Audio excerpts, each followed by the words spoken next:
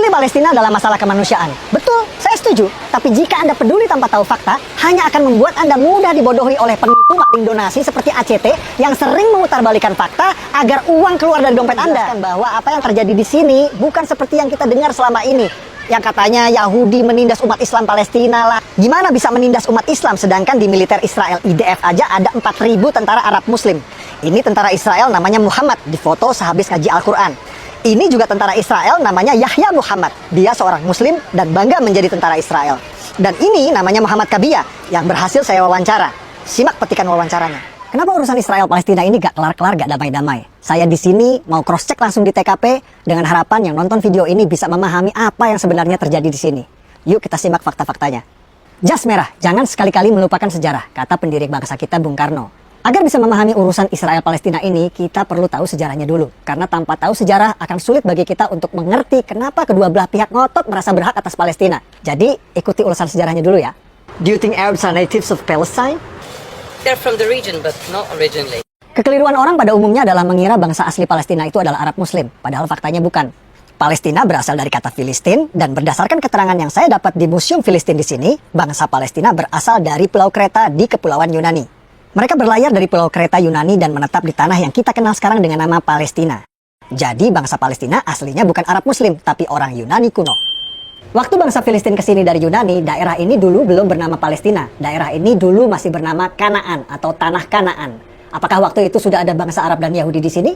Jawabannya belum. Bani Israel atau bangsa Yahudi baru datang ke tanah Palestina setelah Nabi Musa meminta kepada Fir'aun Raja Mesir untuk membebaskan mereka dari perbudakan. Setelah terbebas dari Fir'aun, Nabi Musa membawa Bani Israel atau bangsa Yahudi ke tanah yang dijanjikan. Itulah tanah yang kita kenal sekarang dengan nama Palestina. Bahkan kitab suci kita umat Islam merekam kejadian ini di dalam surah Al-Maidah ayat 21 yang berbunyi, "Wahai kaumku, Nabi Musa menyeru kepada Bani Israel Yahudi, masuklah ke tanah suci Palestina yang telah ditentukan Allah bagimu, dan jangan kau berbalik ke belakang, nanti kau akan menjadi orang yang merugi." Setelah terbebas dari Firaun, Bani Israel Yahudi hidup di tanah Palestina ini turun-temurun selama ribuan tahun, mendirikan kerajaan Israel yang raja-rajanya tidak asing bagi kita. Salah satunya Raja David, atau yang kita umat Islam kenal dengan nama Nabi Daud. Siapa yang tidak tahu cerita Nabi Daud? Ia mengalahkan raksasa bangsa Filistin bernama Goliat hanya dengan sebuah batu. Lalu ada Raja Solomon, anak kandung dari Nabi Daud, atau yang kita umat Islam kenal dengan nama Nabi Sulaiman. Nabi Sulaiman adalah raja Yahudi yang membangun kuil suci untuk tempat ibadah agama Yahudi yang dikenal dengan nama Kuil Solomon. Kuil Nabi Sulaiman bertahan 400 tahun sampai ia dihancurkan oleh pasukan Babylon yang dipimpin oleh Raja Nebukadnezar. Kuil tersebut baru dipugar lagi oleh raja Yahudi bernama Herod yang nantinya akan dihancurkan lagi oleh pasukan Romawi. Yang di belakang saya itu adalah tembok ratapan, tempat paling suci bagi agama Yahudi seperti Ka'bah buat umat Islam. Tembok ratapan ini dulunya adalah bagian dinding dari kuil suci agama Yahudi yang dibangun oleh Nabi Sulaiman. Kuil bertahan 600 tahun sampai ia dihancurkan oleh bangsa Romawi pada tahun 70 Masehi. Lalu karena benci pada bangsa Yahudi, Kaisar Romawi Hadrian merubah nama Israel menjadi Palestina. Nama yang bertahan sampai hari ini. Jadi Kaisar Romawi Hadrian lah yang memberi nama Palestina pada daerah ini. Aslinya daerah ini bernama Tanah Kanaan, lalu Bani Israel Yahudi datang, namanya berubah menjadi Israel, kemudian oleh Kaisar Romawi Hadrian, nama Israel diganti menjadi Palestina. Jadi faktanya bangsa Yahudi memang sudah ada di tanah Palestina ribuan tahun sebelum Arab dan Islam masuk ke tanah Palestina. Inilah yang dijadikan landasan prinsip bangsa Yahudi sekarang ngotot mempertahankan negara Israel ini. Lalu kapan Arab dan Islam masuk ke tanah Palestina? Arab dan Islam masuk ke Palestina saat Khalifah Umar menaklukkan Yerusalem Al-Quds pada tahun 638 Masehi. Tempat ini bernama Umar bin Khattab Square atau alun-alun Umar bin Khattab. Dinamakan untuk mengenang sang Khalifah Umar yang menaklukkan Yerusalem Al-Quds pada tahun 638 Masehi. Waktu Khalifah Umar ke sini, Masjid Aqsa Qibli ini belum ada. Dome of the Rock atau Haram Al-Sharif, tempat Nabi Muhammad Isra Mi'raj juga waktu itu belum ada. Waktu Khalifah Umar ke sini, yang ada di sini adalah sisa-sisa reruntuhan kuil agama Yahudi yang dibangun oleh Nabi Sulaiman dan dihancurkan oleh Romawi. Di atas reruntuhan kuil Nabi Sulaiman inilah Khalifah Umar membangun masjid sederhana beratapkan kayu yang nantinya dipugar oleh Raja Dinasti Umayyah Sultan Abdul Malik bin Marwan menjadi yang kita kenal sekarang dengan Masjid Aqsa. Dome of the Rock Haram Al-Sharif baru dibangun oleh Sultan Abdul Malik bin Marwan, Raja Dinasti Umayyah pada tahun 688 Masehi. Dan Masjid Aqsa Qibli baru dibangun pada tahun 705 Masehi. Kedua bangunan tersebut baru ada 70 tahun setelah Nabi Muhammad wafat. Menurut penjelasan para ulama, Masjid Aqsa pada ayat tersebut bermakna masjid terjauh, juga mempunyai makna tempat bersujud. Jadi yang dimaksud Masjid Aqsa pada ayat tersebut bukan ini, juga bukan ini, karena kedua bangunan ini belum ada pada waktu itu. Arab dan Islam berkuasa selama 500 tahun sampai kerajaan Kristen Prancis datang. Atas perintah Paus di Vatikan, pasukan Prancis datang menaklukkan Palestina yang kita kenal sekarang dengan istilah Perang Salib. Raja Kristen Prancis mendirikan kerajaan Yerusalem dan berkuasa di Palestina selama 100 tahun sampai akhirnya dikalahkan. Setelah 100 tahun, akhirnya Prancis menyerah pada pasukan Raja Salahuddin Ayyubi yang berhasil merebut Palestina kembali ke tangan Islam. Setelah era Raja Salahuddin Ayyubi, Palestina sempat beberapa kali pindah tangan. Pada tahun 1200-an, Palestina jatuh lagi ke tangan kerajaan Kristen Eropa yang dipimpin Raja Frederick II dari Jerman. Namun tak lama direbut kembali oleh Kesultanan Islam Mamluk yang pasukan berkudanya terkenal perkasa. Sampai tiba pada era kejayaan Islam, lahirnya superpower pada waktu itu, yakni Kerajaan Ottoman Turki. Ottoman Turki menguasai Palestina selama 400 tahun, namun Ottoman Turki tidak punya visi seperti kerajaan Kristen Eropa untuk membangun Palestina. Ambisi Sultan Ottoman justru memperluas kekuasaannya ke Eropa. Ottoman fokus menaklukkan kerajaan-kerajaan Eropa dan Palestina menjadi sebuah provinsi yang terlupakan. Setelah 400 tahun terlupakan, Palestina lagi-lagi akan menjadi ajang perebutan berdarah yang akan berlangsung sampai hari ini. Semua berawal saat Perang Dunia Pertama terjadi. Ottoman Turki kalah di Perang Dunia I dan dipaksa menyerahkan sebagian besar wilayahnya kepada negeri pemenang Inggris dan Prancis. Provinsi Suriah dan Lebanon menjadi milik Prancis, provinsi Palestina dan Jordan jadi milik Inggris. Inggris mengganti nama Palestina menjadi British Mandate Palestine. Lalu Perdana Menteri Inggris langsung mengambil inisiatif mendukung pendirian negara Israel di Palestina lewat deklarasi Balfour yang berbunyi, "Pemerintahan Yang Mulia Ratu Inggris mendukung pendirian rumah nasional untuk bangsa Yahudi."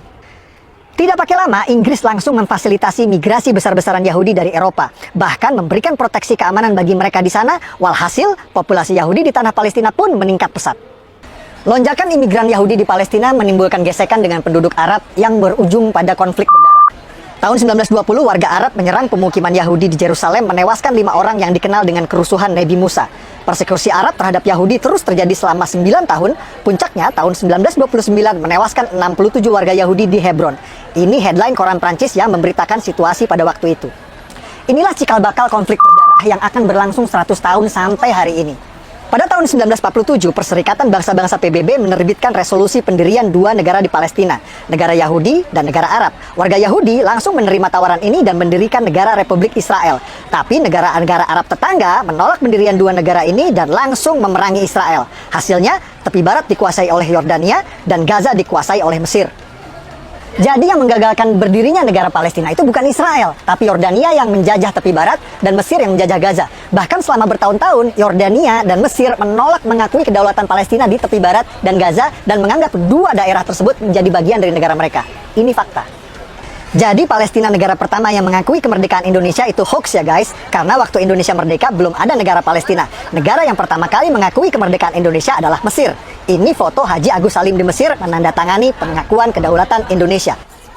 Negara-negara Arab terus menolak pendirian negara Palestina inisiatif dari PBB.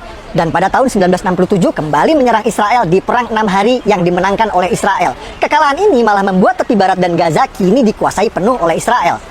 Bahkan saat Yasser Arafat, pemimpin Gerakan Pembebasan Palestina PLO, sepakat perjanjian damai Oslo yang akan mendirikan negara Palestina berdampingan dengan Israel ditolak oleh partai oposisi Hamas yang membuat pendirian negara Palestina kembali gagal. Dulu PBB menawarkan pendirian negara Palestina ditolak, malah dibalas dengan perang. Lalu Amerika menawarkan pendirian negara Palestina kembali ditolak, malah dibalas dengan serangkaian teror yang dikenal dengan nama Intifada. Pada Juni 2001, bom di tempat hiburan di Tel Aviv menewaskan 21 anak remaja. Lalu Agustus 2001, bom di restoran di Yerusalem tewaskan 15 warga. Desember 2001, serangan bom tewaskan lagi 13 warga. Dan puncaknya pada Maret 2001, sebuah bom tewaskan 30 warga yang sedang rayakan Hari Raya. Rangkaian serangan ini memaksa Israel membangun pagar tembok tinggi sebagai satu-satunya cara untuk mencegah teror bom. Dan rakyat Palestina yang tadinya bebas ke Israel untuk bekerja sekarang tidak bisa lagi. Jadi yang paling menderita dari teror intifada ini adalah rakyat Palestina sendiri. Sepertinya perdamaian memang sulit tercapai di sini karena setiap ada upaya menuju perdamaian selalu ada pihak-pihak yang berusaha untuk menggagalkannya. Tahun 2007 saat Presiden Palestina Mahmud Abbas sepakat dengan solusi 2 negara, oposisi Hamas malah sengaja menembakkan roket-roket ke Israel sebagai tanda mereka menolak solusi damai tersebut. Yang banyak orang Indonesia tidak tahu, oposisi Hamas di sini itu seperti OPM di Indonesia. Mereka tidak mau mengakui pemerintahan sah Palestina dan ingin mendirikan negara sendiri di Gaza. Serangan-serangan roket Hamas ke Israel menyebabkan Gaza diblokade dan rakyat Gaza menderita. Simak apa kata warga Gaza soal Hamas.